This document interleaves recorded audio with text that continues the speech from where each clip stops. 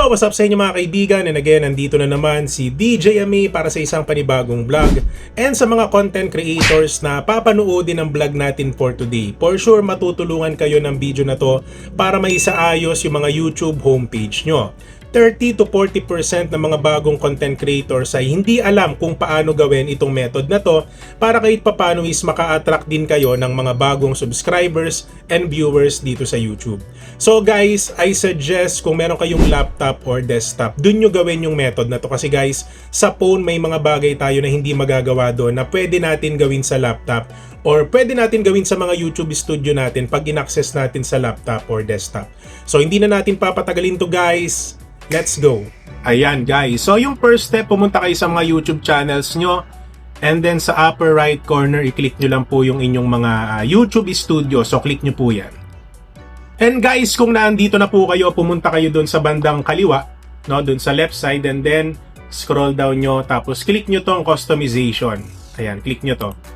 And guys, makikita nyo meron tayong dalawang tab dito, yung profile at saka yung home tab. So dito sa profile guys, pwede nyo palitan yung banner nyo, yung cover photo ng YouTube channel, pwede rin kayo magpalit ng pictures nyo, yung profile mismo ng channel nyo, yung YouTube channel name guys, pwede rin kayo magpalit.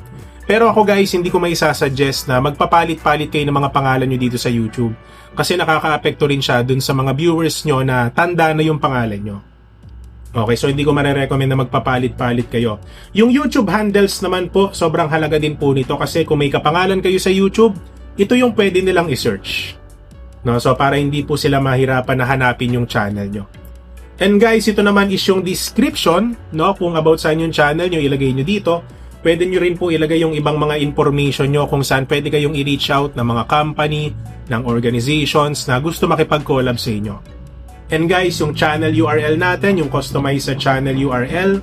So yan, dyan po yan nakalagay. And guys, as you can see, pwede rin po kayo maglagay ng mga website links na gusto nyong i-promote dito. So ako guys, meron akong tatlo. So meron tayong CocoDP. So ayan, pinopromote natin yan sa mga kaibigan natin na nandito na gusto mag-recharge.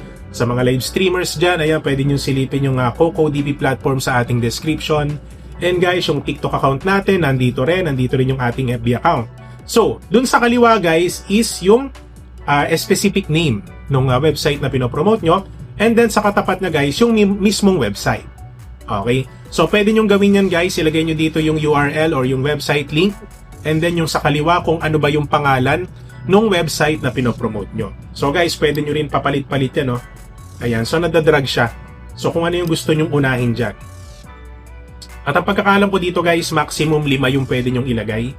So pagka mag-a-add kayo ng link, click nyo lang to, add link. So ayan guys, no? So yan po yung pwede nyo gawin dito. And guys, pagdating naman sa contact info, so syempre yung ating email nandito, no? At dito guys yung video watermark, as you can see, pagka kayo po ay nanonood ng video ko, nakikita nyo po ito sa bandang baba kanan, no? Ng aking video. At guys, nakadepende po yan sa inyo kung gusto nyo entire video, nandun yung watermark. Or kung gusto nyo, dun sa pagkatapos ng video, dun lang siya lalabas. Or depende kung saang oras nyo gusto i-display yung mga custom watermark nyo. Punta naman tayo sa home tab. Ayan. So dito guys, dito na papasok yung pinakamahalagang parte ng vlog na to. Okay, alam ko guys, yung iba sa inyo alam na to.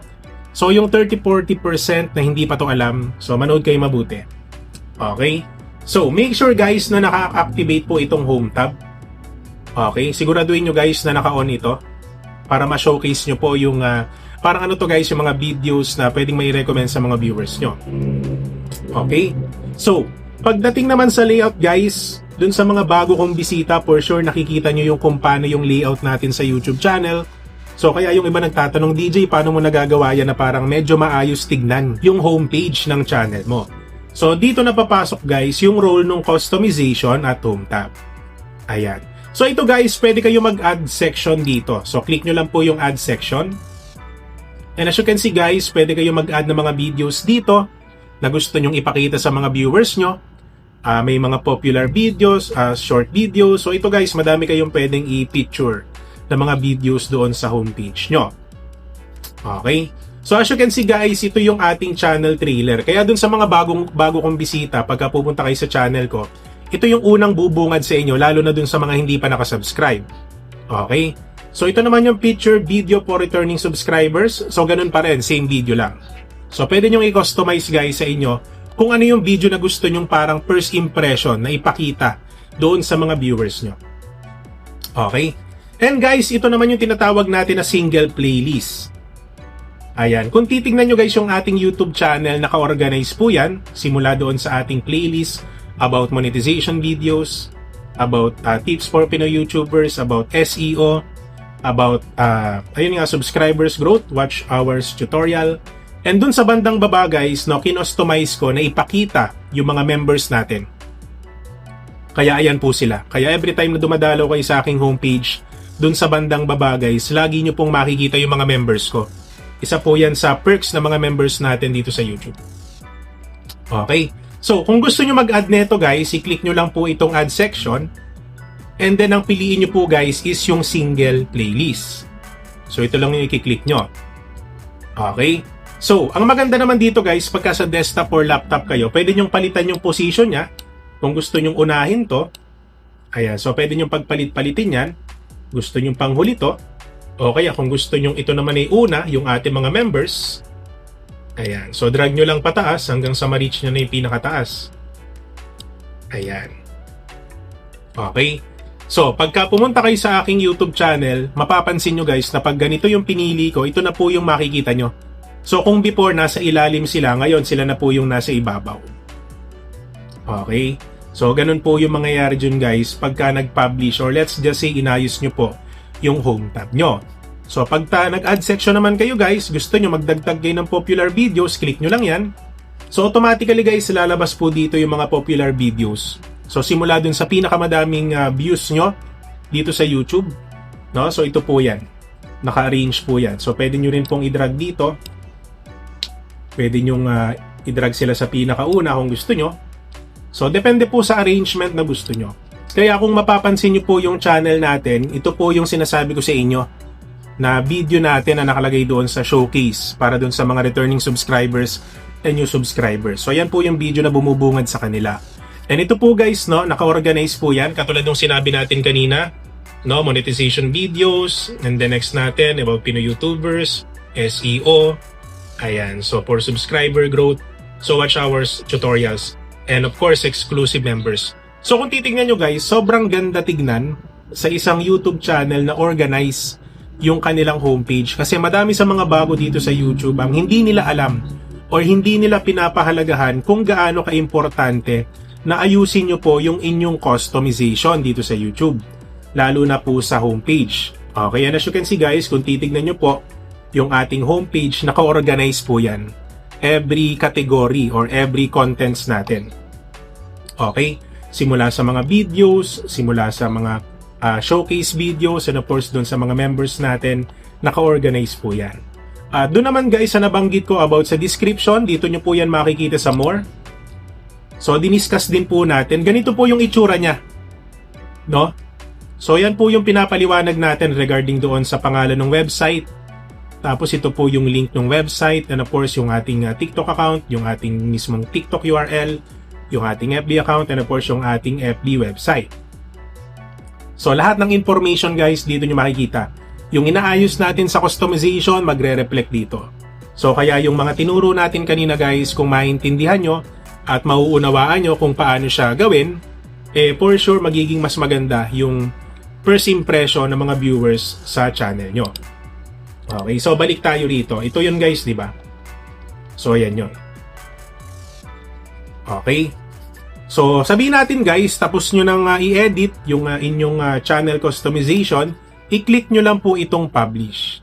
And after publish, pwede nyo i-click itong view channel. Okay, so pagka-click nyo po yan, so yan po yung lalabas, syempre yung channel nyo. At dito nyo makikita yung resulta after nyo i-edit yung customization. No? So makikita nyo po yan guys. And dagdag kaalaman guys dun sa mga kaibigan natin na nagtatanong, DJ MA, paano ba kami pwede makagawa ng playlist kasi hindi kami makapag-add ng single playlist. So ito guys, punta lang kayo dun sa video nyo and then i-click nyo lang po yung mga videos nyo na gusto nyong ilagay sa playlist. So click nyo lang po itong parang tatlong tuldok. Ayan, tapos click nyo yung save to playlist. So dito guys, kung meron kayong current playlist na kung saan related yung content nyo na to, pwede nyo dun ilagay. Pero as you can see guys, hindi po siya related dun sa mga playlist na ginawa natin, so i-click nyo yung new playlist. So for sure, ito rin yung gagawin nyo. So new playlist, and then ilagay nyo po yung title ng playlist nyo. For example, yung content nyo is all about cooking vlogs, no? So syempre, ilagay nyo dito, cooking contents. Ayan. So, para nakakategorize po siya. Latest.